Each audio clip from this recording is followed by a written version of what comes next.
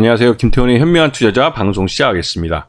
오늘은 삼화전자에 대해서 좀 말씀을 드리겠는데요. 그 전에 이 히토류가 왜 요즘 이슈가 되고 있는지 그 부분을 잠깐 설명을 드리겠습니다. 이 히토류는 지구상의 표면에 존재하는 아주 희귀한 원석, 그러니까 이 자원이라고 해야겠죠?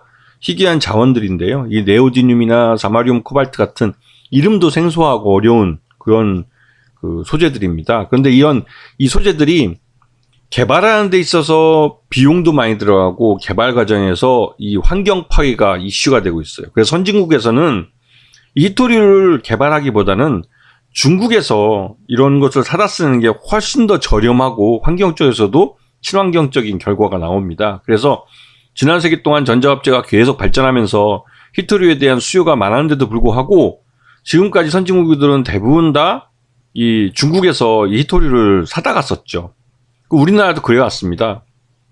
근데 지난번에 이 다오이다오 센카쿠 열도의 이 영유권 문제 때문에 일본과 중국이 충돌했을 때 중국이 다른 어떤 조치보다도 단 한 방에 이 일본을 무릎 꿇렸는데 바로 히토류 수출 금지를 해버린 겁니다. 그때 당시에 일본의 전자업체들은 대부분 다 히토류를 많이 사용하고 있었는데요. 갑자기 중국이 싸게 사다 쓰던 이 히토류를 수출을 하지 않으니까 전자업체들 공장들이 그냥 올스톱이 돼버린 겁니다. 그건 실제로 있었던 사건이고요. 그래서 일본이 나름대로 자기들이 이제 센카쿠 열도를 자기 땅이라고 점유하고 있는 상태인데도 불구하고 이번 사태에 대해서 유감을 표시하는 이런 황당한 사건이 발생한 거죠. 거꾸로 말하면 우리나라하고 일본이 독도 영유권을 갖고 이제 서로 분쟁을 일으켰는데 이 어떠한 이유에서 이제 일본이 반도체 소재를 우리나라 수출하는 거를 2019년에 아베 수상 때 그걸 중단을 했죠. 그래서 우리가 공장이 세워지면 거기에 대해서 우리가 사과를 할 줄 알았겠지만 우리는 오히려 그냥 우리나라 중소기업들한테 반도체 핵심 소재 같은 경우는 아예 그냥 국산화를 해버렸죠. 6개월 만에 소재들을 개발해냈고 양산에 투입까지 해버렸습니다. 거기에 적지 않게 일본이 당황을 했죠. 이번에 화이트리스트를 일본이 풀어준 이유도 우리가 먼저 윤석열이 이제 먼저 풀어주라고 그래서 일방적으로 이제 풀어준 거지만 모양새는 그래서 우리가 잘못한 거고 우리가 잘못한 것에 대해서 바로잡는 걸 먼저 했고 그에 따라서 일본이 자기들이 이제 화이트리스트를 풀어주는 형태로 됐지만 일본 기업들은 우리나라 대기업의 하청업체들이에요. 그런데 우리나라에게 계속 화이트리스트를 통해서 수출하는데 걸림돌이 되면 우리나라는 점점 더 이 핵심 소재나 부품이나 장비에서 국산화율을 높여갈 겁니다. 그렇기 때문에 지금 이 윤석열 정부 들어와서 대일 무역 적자가 많이 늘어난 이유도 이러한 일본 기업에 대한 과거로의 복귀를 할까요? 회기라고 할까요? 그런 식으로 일본 기업들이 옛날에 우리에게 납품했던 소재나 부품이나 이 장비를 그냥 예전처럼 다시 사게 되는 상황이 벌어지고 있기 때문에 대일 무역 적자가 작년 사상 최대로 벌어졌죠. 이게는 솔직히 말해서 좀 황당하고 좀 짜증나는 얘기를 합니다. 근데 예전에 다오이다오라고 이제 센카쿠 열도를 다오이다오로 부르는데 그때 중국 애들이 한번 재미를 봤어요.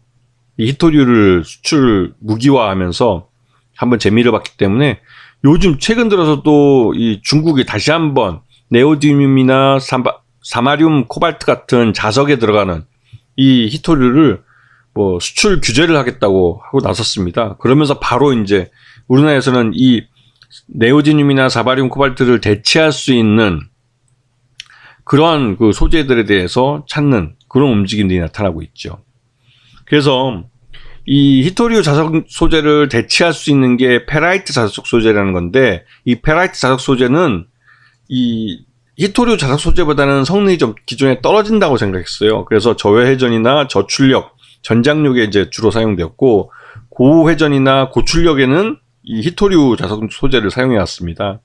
하지만 이제 이 페라이트 쪽도 상대적으로 가격이 훨씬 더 싸기 때문에 이쪽은 전기차 중에서도 일반 보급형 자동차 쪽은 페라이트 소재들을 사용해서 좀 가격을 다운시키는 쪽으로 가고 고급 자동차나 아니면 첨단 제품이라고 할까요? 그런 쪽에서는 여전히 히토류 자석들을 소재를 사용했습니다. 하지만 이제 중국이 아예 그냥 히토류 자석 소재를 수출하지 않는다면 이제는 페라이트가 대안이 될 수밖에 없는 거죠. 그래서 이 페라이트 자석 소재를 사용하는 그 생산하는 업체들은 시장에서 다 날라갔습니다. 예. 그러니까 히토류의 무기와 관련된 종목들도 마찬가지로 시장에서 다 날라갔죠. 이런 것들을 좀 보시면서 시장을 보셔야죠. 그래서 이제 이 삼화전자는 이런 페라이트를 이용한 다양한 그 자석 소재들을 부품들을 만들어 왔고요. 그 다양한 이 부품들이 이 자동차 전장 쪽에서 굉장히 많은 부품으로 사용되고 있습니다. 그래서 작년 매출액이 한 400억대 정도 매출을 했었고요. 전체 매출액의 88%가 이 페라이트 코어 쪽, 이 페라이트 소재 쪽에서 나오는 그런 수익입니다. 그래서 매출 외형도 한 400억대까지 꾸준히 키워왔지만 아직까지 규모의 경제를 달성하지 못해서 순이익을 넘기진 못했습니다. 그래서 여전히 적자를 헤매고 있고, 하지만 올해를 기점으로 해서 이 히토류 자석 소재가 중국에서 수출이 안 되면 결국은 페라이트 쪽을 개발할 수밖에 없기 때문에 페라이트에 대한 수요가 늘어날 수밖에 없죠. 그래서 이 삼화전자의 주가가 로켓 달린 것처럼 막 올라가는 겁니다. 최대 주식이 35% 정도 되기 때문에 한 번 정도 더 유상증자할 가능성은 있습니다. 그래서 이제 30% 정도까지 그 지분을 낮출 가능성도 있는데요. 이거는 지난 3년여 동안 계속 적자를 보면서 회사를 이끌어왔기 때문에 자본을 확충할 필요는 있습니다. 그래서 이제 조심해야 될 그런 종목이기도 하고요. 이 그룹은 삼화 콘덴서하고 삼화 전기가 주력 회사들인데, 삼화 콘덴서나 삼화 전기 둘 다 콘덴서 업체들입니다. 그리고 삼화 전자는 상장돼 있는 업체이긴 한데, 이거는 특이하게 페라이트 쪽, 자석류 쪽을 만드는 다른 전장 쪽 부품을 만드는 회사죠. 그래서 최근 들어서 이 중국이 히토류를 무기한다는 소식이 들려지면서 이 페라이트, 이 자석류 소재를 만드는 이 삼화전자의 주가는 거의 로켓 달리듯이 올라갔는데요. 이렇게 올라간 이유가 말 그대로 이제 이 중국에서 수출을 하지 않는 히토류 소재를 대체할 수 있는 대체재로서 각광을 받고 있기 때문에 그렇습니다. 그런데 이게 과연 그렇다고 해서 어느 만큼 시장을 바로 대체할 수 있냐, 이거는 좀 시장을 지나봐야겠지만, 이 기대감이 주가에 성급하게 먼저 반영이 되면서, 왜냐면 중국이 히토류를 수출하지 않으면 그 대체재로서 페라이트 밖에는 선택지가 없기 때문에 나타난 현상입니다.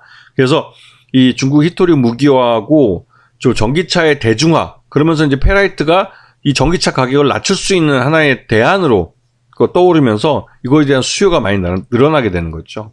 그래서 삼화전자가 그래서 주가가 이렇게 급등하는 겁니다. 하지만 여전히 실제로 수익과는 어떻게 될지는 아직 1분기 실적이 안 나왔고 해서 여전히 이렇게 올라갔다가도 1분기 실적이 기대에 못 미치면 주가는 다시 급락을 할 겁니다. 그래서 충분히 기회가 있기 때문에 지금 무리해서 추격 매수할 필요는 없어요. 장기적으로 봤을 때는 삼화전자가 굉장히 좋아질 회사이긴 하지만 지금 당장은 실적을 좀 더 보고 가도 늦지 않는다는 생각이 듭니다. 자, 오늘 방송 여기서 마치겠습니다. 감사합니다.